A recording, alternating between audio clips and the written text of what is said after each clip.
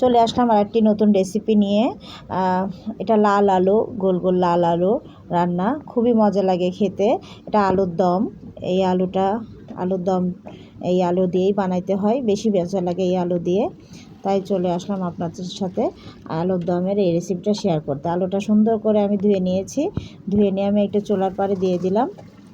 দিয়ে আলুটা সিদ্ধ করে আমি এটা স্ট্রেনারে ঢেলে এটা একটু ঠান্ডা করে নিলাম চুলার জন্য। চুলে এটা রেখে দিচ্ছি। এখন চলে আসছি মূল রেসিপিতে। একটু কড়াইয়ে তেল দিয়ে দিলাম, দিয়ে এখানে আমি কিছু পেঁয়াজ দিয়ে দিলাম। এই পেঁয়াজটা আমি বেরেস্তা করে ভেজে তুলে রাখবো। এই যে বেরেস্তা করে তুলে রাখলাম। এখন পুনরায় আমি একটু ফোড়নের জন্য কয়টি শুকনো মরিচ দিয়ে দিয়েছি, 2টি তেজপাতা দিয়ে দিয়েছি, আর দারচিনি, এলাচ, লবঙ্গ দিয়ে দিয়েছি। দিয়ে একটু হালকা ভেজে আমি এর ভিতরে পেঁয়াজ কুচি দিয়ে দিলাম। পেঁয়াজ কুচিটা সুন্দর করে এর ভিতরে ভেজে নেব।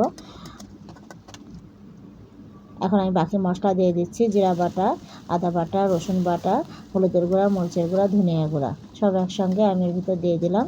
দিয়ে সামান্য পরিমাণ পানি দিয়ে দিলাম। দিয়ে এটা সুন্দর করে কষিয়ে নেব যতক্ষণ না তেল ভেসে আসে। আমি এই পর্যায়ে একটু টমেটো কুচি দিয়ে দিলাম।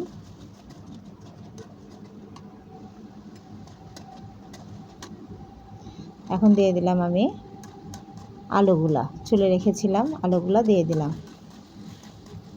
আলুগুলো সুন্দর করে নেড়ে চেড়ে কষিয়ে নেব।